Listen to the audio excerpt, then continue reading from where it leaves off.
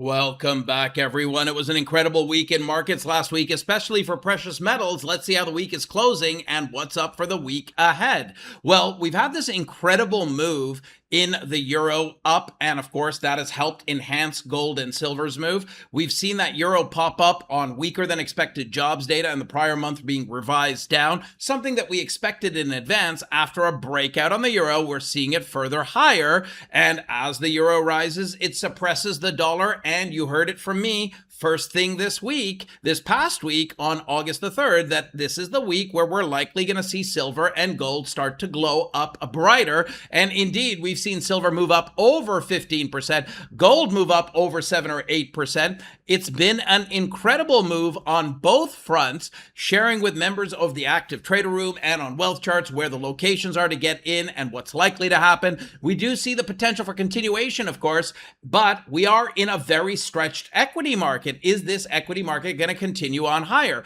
You're looking at the S&P E-minis in a long-term uptrend channel. It's in the fourth quadrant of that uptrend channel, which is the perform or plunge quadrant, meaning if we don't see buying beget buying, it's very easy for gravity to set in. Is the S&P cooperating with technical signals and likely to rise? The answer is yes. We expected over the Wednesday and Thursday's market move that we are likely going to see a little weakening, a pullback that takes us about to the halfway marker of the green-bodied candle on August the 4th. We didn't see that from the ES. We saw that from the NQ. We were looking for it to come back down towards 29,200 and then a bounce. That insight was provided top of the morning on the 6th, and it did come down to about the 29,230s, and we were then looking for a bounce back up, and we've had that in place for the majority of Friday. Is this market still pointed up? My answer to that question is likely a yes. Are we likely going to see higher highs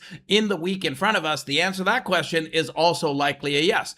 If we close above the 7760 area on Friday, as I record this video in the afternoon on Friday's future session, well, we are more likely to see an up that takes us back up to the highs that we saw on August the 5th, or slightly higher as we move into the beginning of the week. However, if we end up closing below 7725, a move that can evaporate the majority of the gains of the August 4th bar does take place, setting us up for a bounce off of that area in the lower 7600s. What about the NASDAQ? If we end up closing above 29,720, we are more likely to see a rise that takes us up to the highs that we saw on August the 5th or higher. However, if we end up reversing back down and closing below the 29,450 to 400 area, downside risk remains in play that can evaporate the majority of the gains from the August 4th bar. However, that would still be a setup for a bounce there on after. Where is this all coming from? Well, the technical signals. If we go and take a look at the technical signals on the daily chart using the champion trend pack and the triple S indications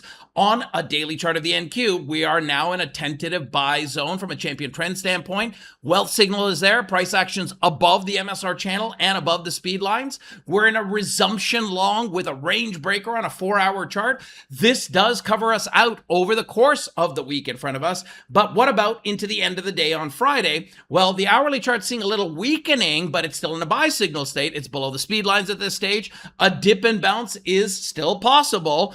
If that dip takes us down below the champion trend buy zone trail line, that's where problems can exist. Now, I've been trading in the pre-market during live markets today using the tools that you see on screen in my prop accounts, and I've been able to generate a gain of over $1,830 in today's trade. This would be Friday, August the 7th. If you want to learn how to use accounts like these and make better decisions in markets and get your prop accounts, your eval accounts qualified, your funded accounts performing so that you can pull money out, well, I'm here to help with that. And we've got an incredible deal that is a do not miss. I'm going to share that with you right now with the Funded Futures Family Team. The Funded Futures Family Team are a great group of people. They've got money, they're well capitalized, and they're very, very responsive and have incredible prop plans. Go to fundedfuturesfamily.com. Once you're there, you can set up your account in the login area.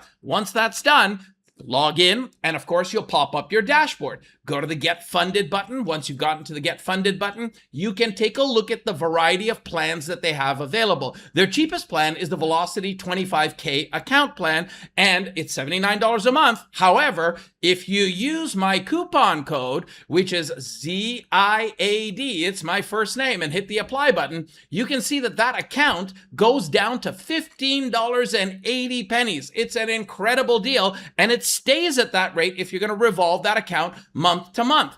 It's an amazing deal, a deal that's a do not miss. I hope that you enjoy that deal, enjoyed the insights in this video, and I look very much forward to seeing you in the live rooms as we move into the week ahead. This is a market that is moving into the dog days of summer, but it's actually a busy week in front of us. So I can't wait to see you in the live rooms at 9:15 in the morning on WealthCharts in the Active Trader Room, and I look forward to providing you with my insights and trading the market live with you side by side. Have an incredible rest of your day, and thank you for watching. Bye for now, all.